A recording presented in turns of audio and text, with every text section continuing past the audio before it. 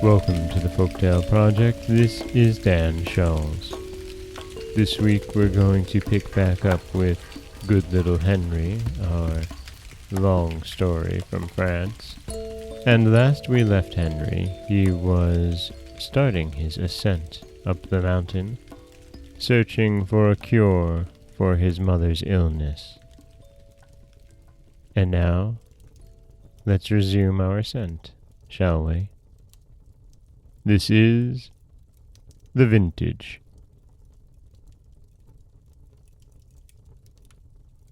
Henry began to walk rapidly, and perceived with great delight that every step brought him nearer to the summit of the mountain.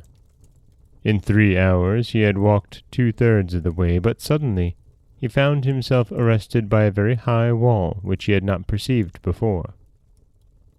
He walked around it, and found, after 3 days' diligent advance, that this wall surrounded the entire mountain, and that there was no door, not the smallest opening by which he could enter.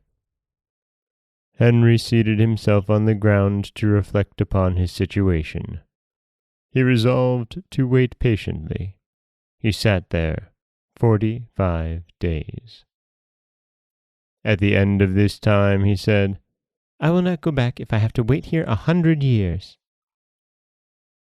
He had scarcely uttered these words when a part of the wall crumbled away with a terrible noise, and he saw in the opening a giant, brandishing an enormous cudgel.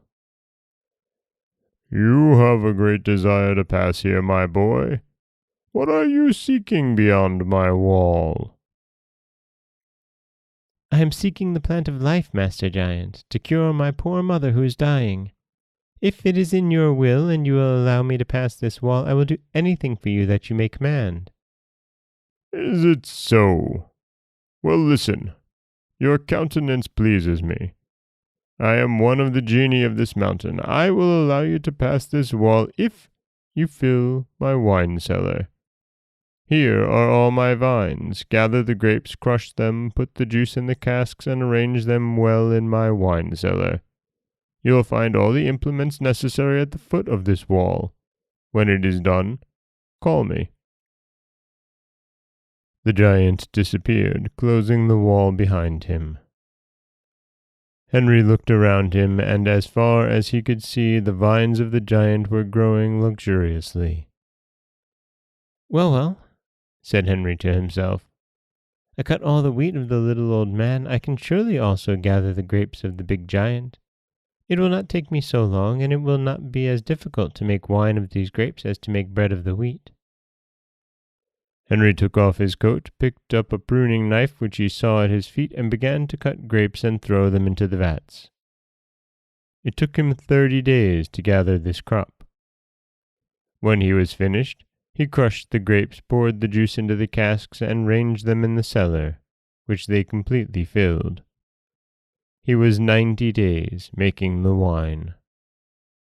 When the wine was ready, and everything in the cellar was in complete order, Henry called the giant, who immediately appeared, examined the casks, tasted the wine, then turned towards Henry and said, "You are a brave little man, and I wish to pay you for your trouble. It shall not be said that you worked gratis for the giant of the mountain." He drew a thistle from his pocket, gave it to Henry, and said, "After your return home, whenever you desire anything, smell this thistle."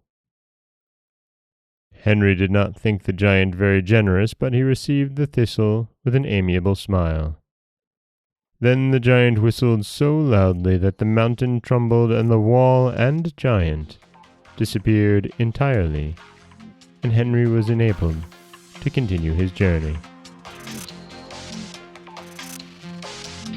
And we too will continue our journey with Henry in the next installment of Good Little Henry's Tale. This story is, I love the way that it's building. Henry has to do a task for each of the genii of the mountain. These are not simple tasks. This is And last time he had to make hundreds of loaves of bread from straight wheat. This time he's making casks of wine from grapes, picking them by hand. It's a wonderful story, isn't it? This is Dan Scholes for the Folktale Project. Don't forget that you can subscribe to the podcast on Apple Podcasts, Stitcher, Google Play, Overcast, anywhere you like to get your podcasts. You can follow us on Twitter at Folktale Project. You can find us on Auto Radio, TuneIn Radio, iHeartRadio, Spotify, anywhere you like to listen. And you can always head over to folktaleproject.com, where you'll find a new story waiting for you every Monday, Wednesday, and Friday. As always, thank you so much for listening.